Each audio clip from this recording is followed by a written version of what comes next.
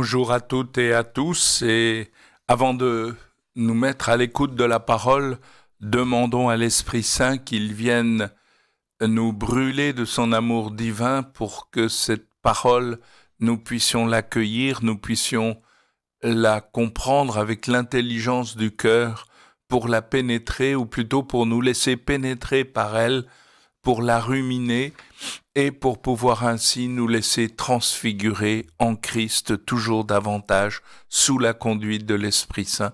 C'est lui le maître intérieur, c'est lui l'artisan de notre sainteté. Alors dans la confiance et l'abandon, laissons-nous habiter par lui, conduire par lui. Nous sommes le vendredi 4 décembre, première semaine de l'Avent, et en même temps, nous célébrons Saint Jean de Damas, Saint Jean Damascène, prêtre et docteur de l'Église, le dernier des pères de l'Église. Ensuite, ce seront des théologiens, etc. Mais c'est intéressant parce que c'est vraiment un père qui a été habité par un amour de la Vierge Marie, et la fête de l'Immaculée, la liturgie de l'Immaculée est déjà présente dans ses œuvres.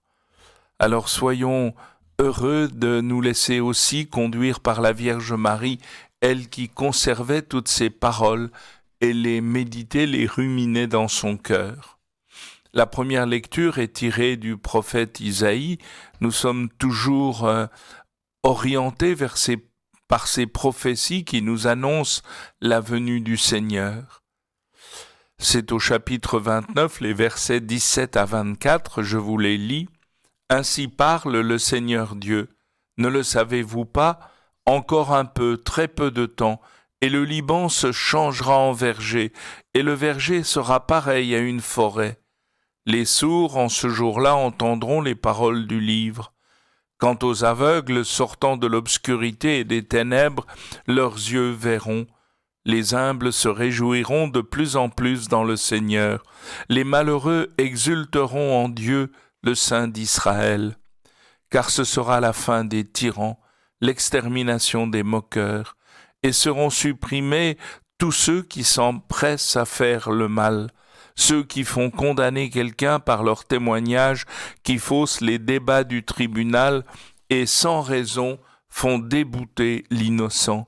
C'est pourquoi le Seigneur, lui qui a libéré Abraham, parle ainsi à la maison de Jacob.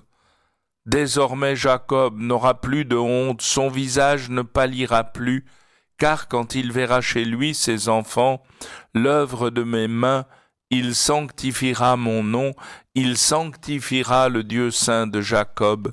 Il tremblera devant le Dieu d'Israël. Les esprits égarés découvriront l'intelligence, et les récalcitrants accepteront qu'on les instruise. Eh bien, voilà de nouveau une annonce d'un monde nouveau, complètement réconcilié avec lui-même, les hommes trouvant une création qui va se changer en verger, comme une forêt, puis les sourds entendront, les aveugles verront, les humbles se réjouiront de plus en plus dans le Seigneur. On a déjà l'impression d'apercevoir et d'entendre le Magnificat, la Vierge Marie. Mon âme exulte le Seigneur, exulte mon esprit en Dieu, mon Sauveur. Il s'est penché sur son humble servante. Et oui, l'humilité, les humbles se réjouiront de plus en plus dans le Seigneur. Et c'est le monde à l'envers en réalité. L'humilité est ce qui va attirer Dieu, et Dieu se réjouira au milieu de tous les humbles de la terre. Les malheureux exulteront en Dieu, le Saint d'Israël. Et en contrepartie de ce monde nouveau, eh bien, ce sera la fin des tyrans, l'extermination des moqueurs. Tous ceux qui s'empressent à faire le mal disparaîtront. Ceux qui font condamner quelqu'un par un faux témoignage, ceux qui faussent les débats du tribunal et sans raison font débouter l'innocent. Voilà, désormais, Jacob n'aura plus de honte, son visage ne pâlira plus. C'est vraiment l'émergence d'un monde nouveau. Et nous le savons, nous, eh bien, c'est le monde nouveau que le Seigneur est venu instaurer sur la terre. Mais ce monde nouveau, c'est en lui. Le royaume de Dieu est tout proche de vous. Pourquoi? Parce que le Seigneur est là, au milieu de nous. Et c'est lui qui est ce monde nouveau. C'est en lui que nous avons la vie. C'est en lui que nous pourrons déployer tout le projet créateur pour prendre notre place à notre tour au cœur même de la Trinité sainte, dans le Fils bien-aimé, au souffle de l'Esprit. Et l'évangile, nous sommes dans l'évangile de saint Matthieu ce matin au chapitre 9, les versets 27 à 31, je vous les lis. En ce temps-là, Jésus était en route. 2 aveugles le suivirent en criant « Prends pitié de nous, fils de David !» Quand il fut entré dans la maison, les aveugles s'approchèrent de lui et Jésus leur dit « Croyez-vous que je puisse faire cela ?»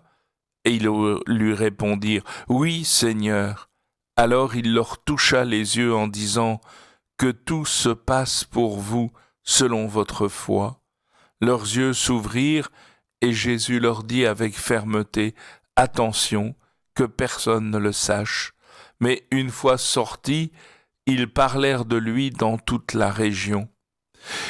Cet évangile est tout simple, un miracle, Jésus qui voit 2 aveugles qui le suivent, il arrive dans la maison église, et les aveugles s'approchent de lui. Et Jésus, au lieu de les guérir directement, va leur poser une question, « Croyez-vous que je peux faire cela ?» Est-ce que nous croyons que Jésus est capable de nous guérir, de nous transfigurer en lui? Et ils répondent, « Oui, Seigneur ». Ils reconnaissent en Jésus leur Seigneur. Est-ce que chacun de nous, nous pouvons ce matin dire « Jésus, tu es vraiment le Seigneur de ma vie, tu es mon Seigneur, je veux m'en remettre totalement entre tes mains divines ». Alors Jésus leur toucha les yeux en disant « Que tout se passe pour vous selon votre foi ». Et là, est-ce que vraiment en nous la foi est ce cœur même de notre vie? Est-ce que croire est devenu l'essentiel de notre agir quotidien?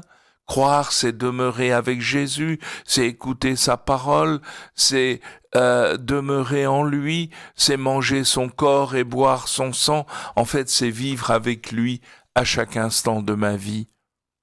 Et Jésus va leur demander de ne rien dire parce que l'heure n'est pas encore venue où il va donner sa vie pour nous rendre la vie, et c'est à ce moment-là seulement qu'on pourra vraiment reconnaître en lui le Sauveur du monde qui vient ouvrir les yeux des aveugles, permettre aux sourds d'entendre et annoncer une année de bienfaits pour le Seigneur, un monde nouveau dans le Christ, et c'est cela le temps de l'Avent, de nous préparer à accueillir Dieu qui vient pour nous prendre en lui et que nous soyons vivants en lui pour toujours.